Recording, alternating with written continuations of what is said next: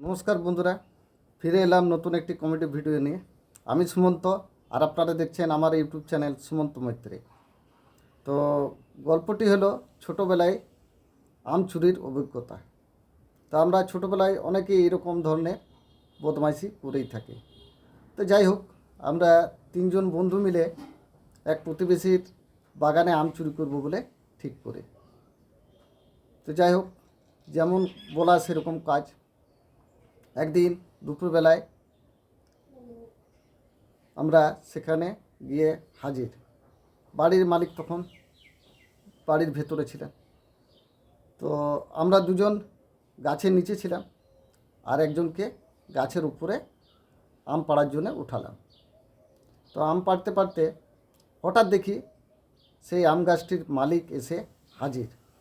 আমরা তখন তৎক্ষণাৎ একটি পাঁচিলের আড়ালে গিয়ে লুকিয়ে পড়ি এবং সব কিছু আমরা দেখতে বা লক্ষ্য করতে থাকি। তো বাড়ির মালিক তখন বলছেন, কে রে আমার আম গাছে আম চুরি করে?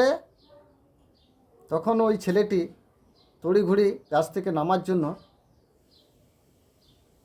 লাফ দিতে যায়। তখন তার পাটি গাছের যে মধ্যেখানে, সেখানে পাটা তার আটকে যায়। তখন ওই গাছের যে মালিক, তিনি তখন বলেন, এই তাড়াতাড়ি নাম, নাহলে তোর পাটা কেটে ফেলবো। আমি তো গাছটা কাটবো না, আমার গাছে বড় বড় আম হয়, গাছটার দাম অনেক।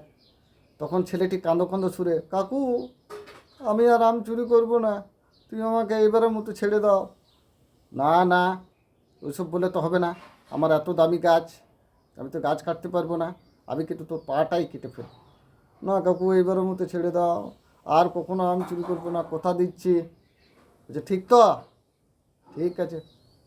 নিয়ে তখন ছেলেটি কোনো উপায় পাটা গাছের মধ্যখান থেকে বের করে নেমে ঊর্ধ্বশ্বাসে দৌড় লাগাতে শুরু করে।